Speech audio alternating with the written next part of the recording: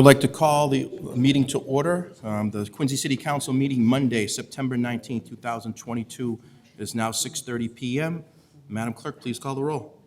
Counselor Andronico. Present. Counselor Kane. Counselor Harris. Present. Counselor Liang. Counselor Mahoney. Present. Counselor McCarthy. Counselor Palmucci. Counselor Phelan. Here. President DeBona. Present. 6 members, you have a quorum. 6 members of a quorum. Thank you, Madam Clerk. If you could rise, please, if you can. We could have a moment of silence. Please use it as you wish.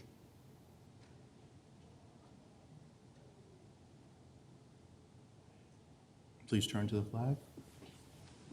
I pledge Pledge allegiance to the flag of the United States of America and to the republic for which it stands, one nation, under God, indivisible, with liberty and justice for all. Thank you. I see Councilor Palmucci has just entered. 7 members. 7 members. Madam Clerk, please read the open meeting law. Pursuant to the open meeting law, any person may make an audio or video recording of this public meeting or may transmit the meeting through any medium.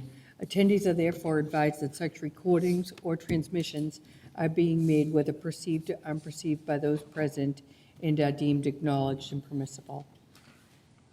Thank you. Before we get into our agenda items tonight, I'd like to recognize and honor the 10th anniversary of the Quincy Climate Action Network. And I'm going to roll it over to Councilor Mahoney that has some words for all of you. And thank you for coming out tonight. Councilor Mahoney? Thank you.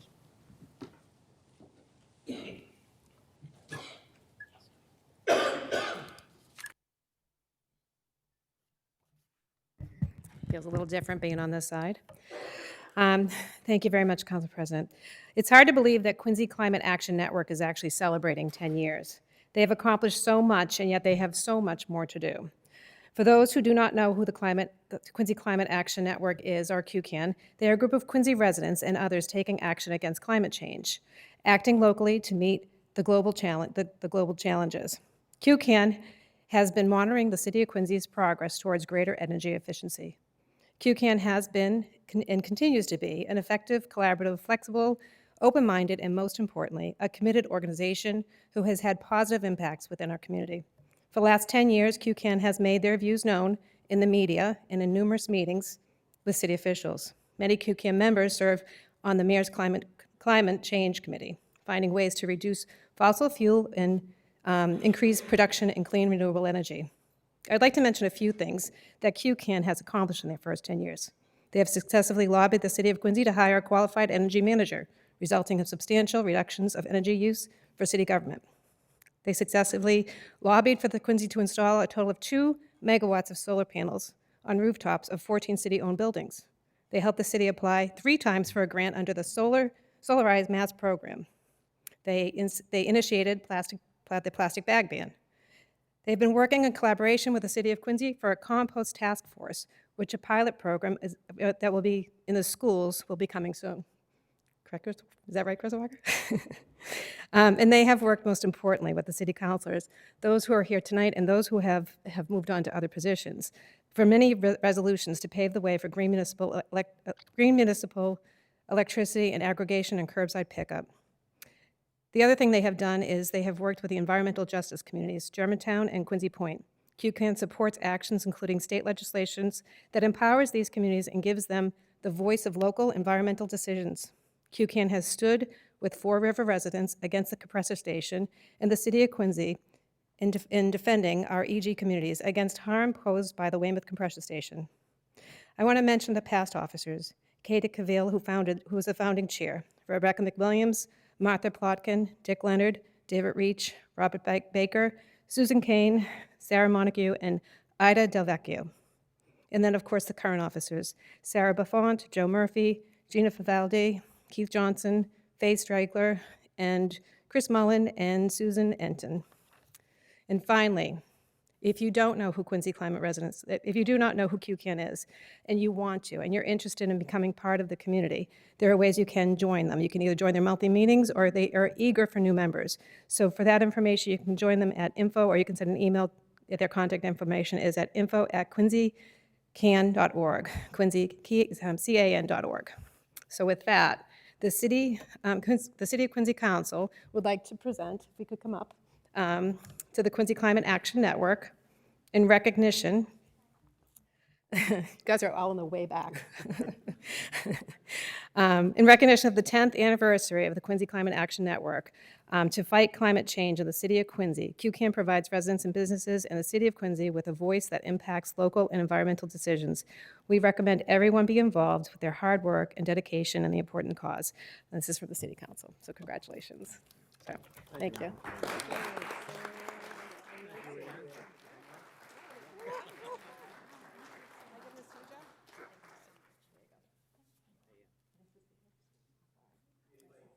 Good, Councilor Mahoney, I'd like to open this up to the other councilors if they have any words or anything. Councilor Phelan, feel free.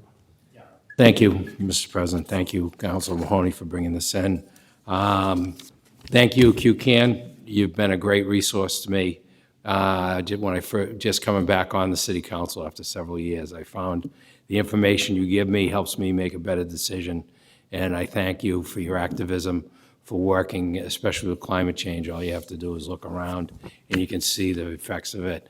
And so congratulations. Thank you for your advocacy on behalf of the environment, and it's been a great pleasure working with you, and I enjoy, I'm going to enjoy the next 10 years working with you so we can get to zero carbon emissions. So thank you. Councilor Liang? Mr. President, I'll keep it brief. I just want to say congratulations and happy anniversary. From the bottom of my heart as a counselor, but as a resident as well, I want to thank you for your advocacy and your education and all the hard work that you all do to keep folks engaged and make sure that everyone's got an opportunity to work with you in this. And I think that's really important. And whenever folks reach out across the city, across a range of different issues, and they ask, how can we get more involved and how can we be more effective, I think you guys are a shining example on how to do that. And so I'm always directing folks to, take a look at how you work here in the city, and I think that that's the best way to be an effective advocate. So congratulations on all your hard work and happy anniversary. Councilor Andronico. Sorry, I came in late there. I just want to say thank you for your advocacy over the years. In particular, I wanted to say thank you for your partnership and work with FRAX and your work against the compressor station. I know that's advocacy and engagement with the community, both on the citywide level and the statewide level.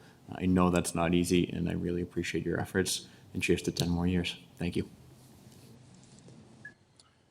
Yes, thank you, QCAN, for all your dedication and commitment to the mission of solar energy, and also, obviously, the elimination of fossil fuels. I just want to personally thank you for the partnership to the Quincy City Council and other activist groups like the Quincy Tree Alliance. These collaborations of working together allows Quincy to be a better place to live. So congratulations, and thank you for coming in tonight. Thank you. And we have a 10-second thank you.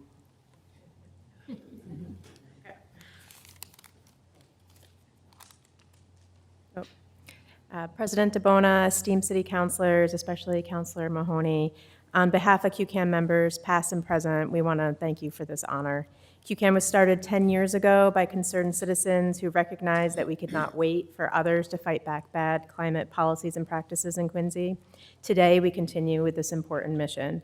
And with the dire effects of climate change, the stakes have only gotten higher. But in response, we have worked harder and we've formed alliances with partner groups like FRAX and the Blue Hills Climate Action Coalition, the Quincy Tree Alliance, and more. Our challenges are not bigger than our collective voices.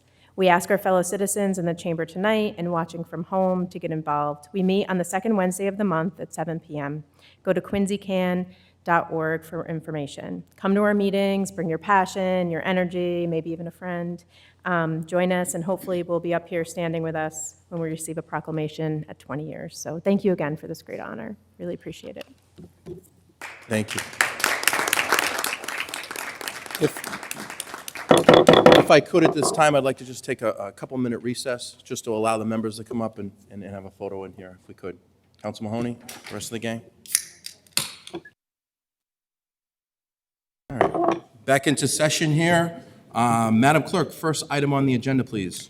2022-122, an ordinance amending zoning, MBTA bus yard, at 954 Hancock Street to open space. Counselor Phelan. Mr. President, I'd like to refer this to the ordinance committee and advertise. Okay, motion made by Counselor Phelan to put this in the ordinance and to advertise. And then I'd just like to speak on it briefly. Just, Absolutely. Do I have a second? Seconded made by Counselor Liang. Go right ahead. Counselor, this area is the old MBTA bus bonds, which they will be moving out of. It is currently under a zoning category of Residence D. And if you go on our zoning, you will not see that on our zoning category because it was such an intense, densely packed zoning that it was done away with back in the late 80s. So you won't even see it in our zoning code.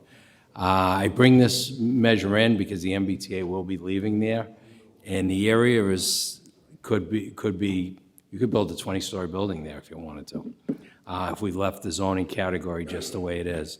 So I'm bringing this in, and environmentally, you got Blacks Creek, you got everything there.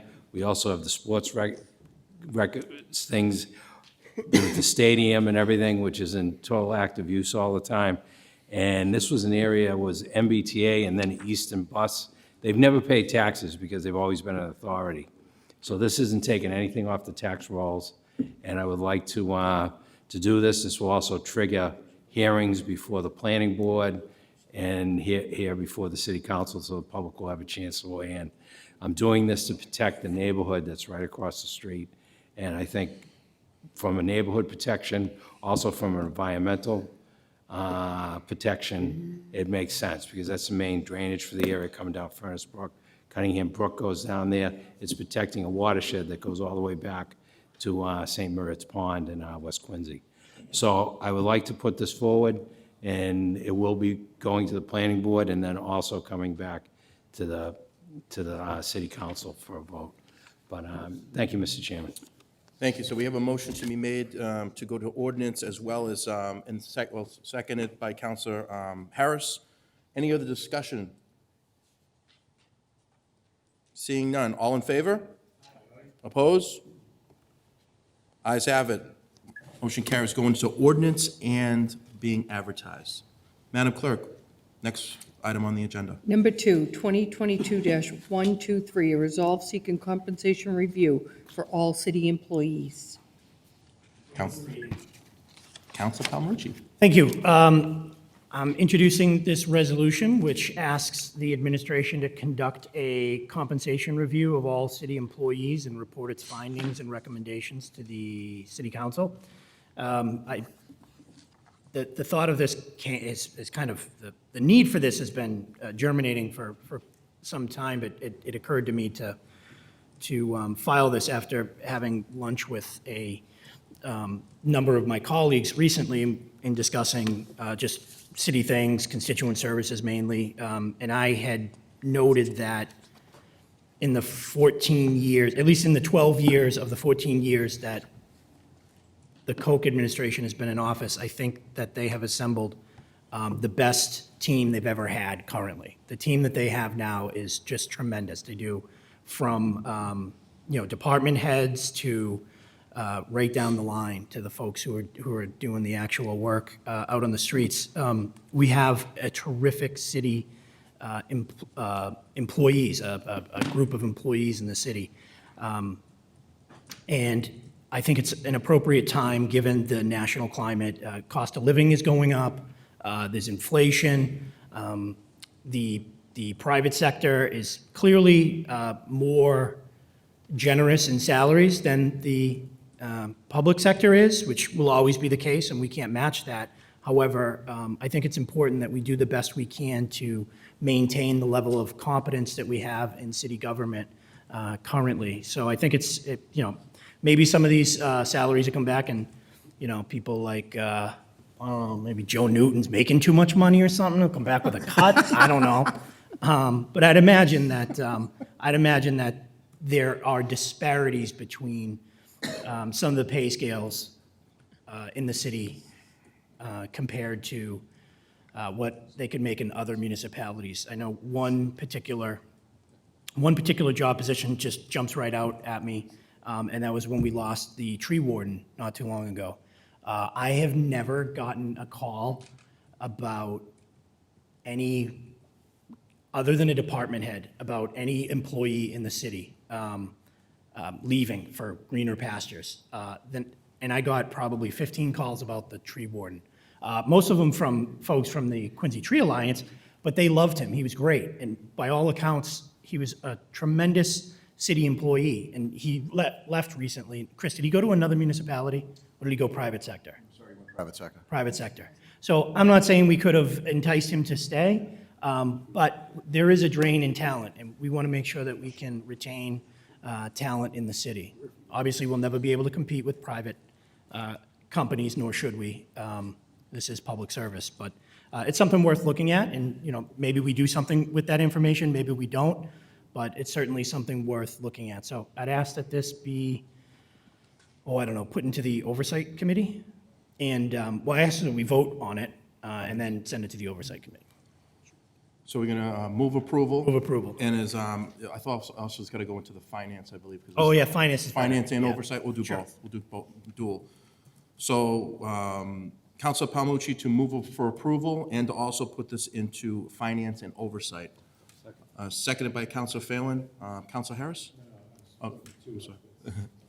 We'll do a dual, Harris and Phelan. Any discussion? Counselor Mahoney? Just to add to what Councilman Pamucci was talking to, I just recently was speaking with Superintendent Mulvey, and he was telling me some of the challenges that they're having with regards to the bus drivers. So bus drivers in Quincy, and that's not just in Quincy, that's everywhere, because there are a lot of opportunities out there for people to get higher paying jobs, and they're having a hard time placing jobs here in Quincy. So in the schools itself, though, there's another issue of just pay equity just in general, not just the schools, but throughout the whole, all of the people we have working for us, is to make sure that as we're negotiating those contracts, that we're giving fair labor to the pay equity for the people who are working here in our city. Housing is very challenging in Quincy as well. So if you're a young school teacher, it might be very challenging for you to live in the city of Quincy, where teachers or other people are opting to work in other communities further away from Quincy because they can afford to live in those communities as opposed to coming to live here. It used to be that, you know, salaries would be able to keep up and be able to provide people the opportunity to stay in their communities, and it's a challenge.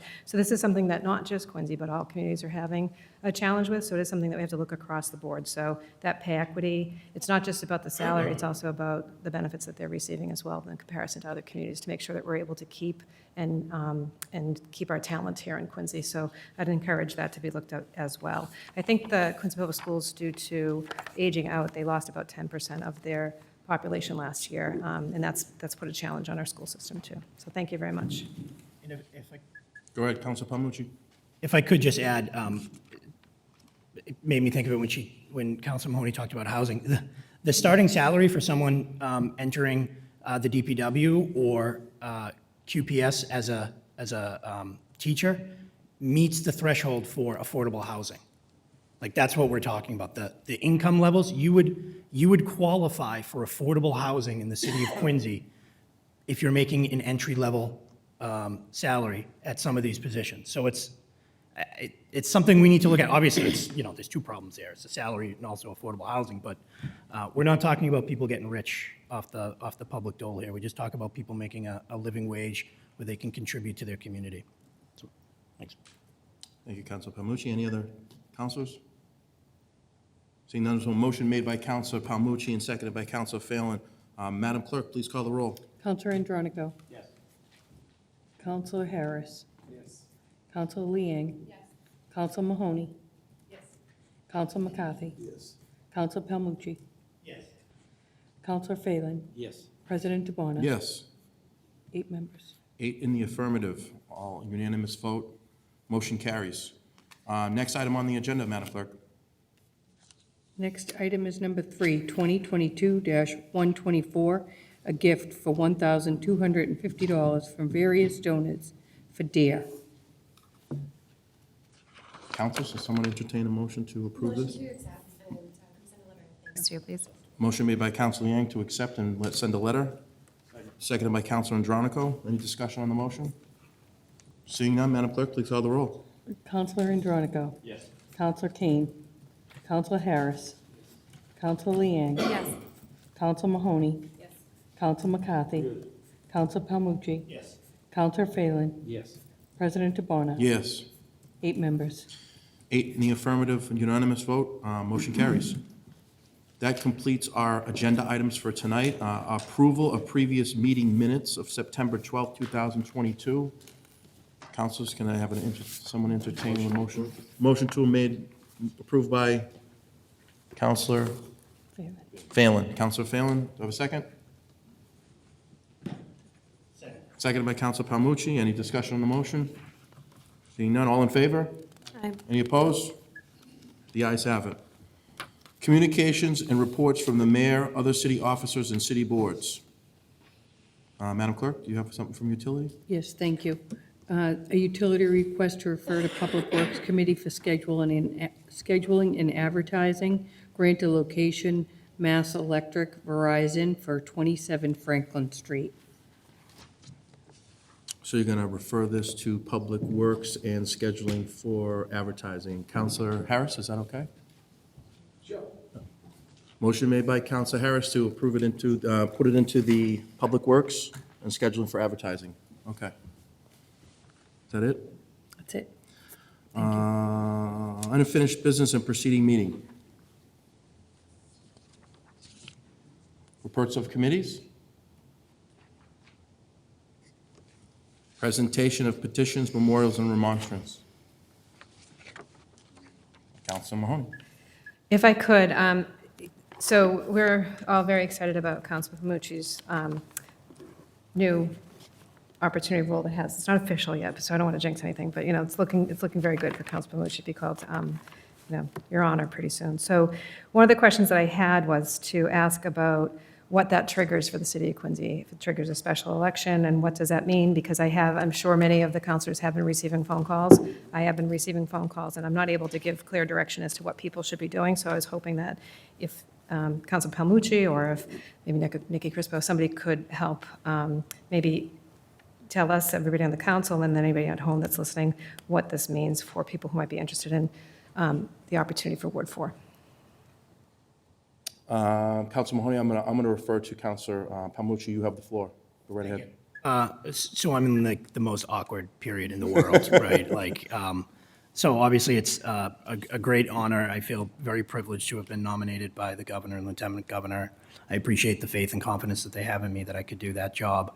But I'm not jumping the gun. I'm here. I'm focused on this job. There is a process that I need to go through, a constitutional process that I need to go through. So until that happens, I'll be here, assuming it goes favorably. I'll be here, however, and focused on this job while I'm here. However, hypothetically, I think I can speak, and Clerk Crispo can correct me if I'm wrong. If a vacancy occurs in the first year of a term, that triggers a special election under the charter. If a vacancy occurs in the second year of a term, then the council would appoint someone to serve out the remainder of the term. So mathematically speaking, since the Governor Charles Baker is the one who nominated me, and he won't be serving past January, if I am confirmed, wouldn't be serving past January. So I believe potentially that would trigger a special election. In terms of what that looks like, that would be a public process, as this body would need to vote on the election calendar. So this body would determine when that election is, the preliminary, the nomination papers, the preliminary, and the final election. So I'm not gone yet, so let's not, let's not start too soon, but yeah. I guess that's it. That would be the process hypothetically if I were to vacate my position. Oh, and I guess I'll add, members of the judiciary are forbidden from holding elective office. So I wouldn't be permitted to serve both roles if I were fortunate enough to be confirmed. Thank you, Counselor Palmucci. Madam Clerk, do you want to add in on anything that Counselor Palmucci? I had talked to you offline. You can feel free to speak freely. Certainly, thank you, and I wish you well. And as soon as I get something from Counselor Palmucci that says that he'll be moving on, I'll be sure to bring it to the mayor and to the city solicitor and get their opinion before I do move forward. However, I do agree with you and that there is some special legislation in the Act of 2004 that calls for a special election in the first 12 months of office. But then there's also our city charter, which reflects 50A, that says that if a council member leaves, that the other councilors may appoint somebody as well. So just for complete clarification, I would, of course, refer to the solicitor before I put anything before you councilors for an election calendar. Any other counselors? We'll have more discussion on this as we go by. As Council Palmucci has alluded, he's got to go and get confirmed from the governor's council as of yet. So I thank you for disclosing the information and letting, and Madam Clerk, we've talked offline about this extensively. So any presentations, motions, memorials, and remonstrance? Any other counselors on this? Motions, orders, and resolutions. Okay, scheduling of committee meetings and public hearings. Do we have anything, counselors, any chairs? Do we have anything coming out of the white book? All right. Just let Jen and myself know, we'd like to put these in. Our next meeting will be Monday, October 3rd, and then Monday, October 17th. So we'll go 2 weeks and then 2 weeks, and then we close out the year all on Mondays. We don't have any Tuesdays as of yet, unless there's any other things that come up, but we have Mondays as of, it looks like 2-week gaps between them. So with that, we are ending, and if anyone wants to entertain a Motion to adjourn. motion to adjourn is granted by Council Palmucci.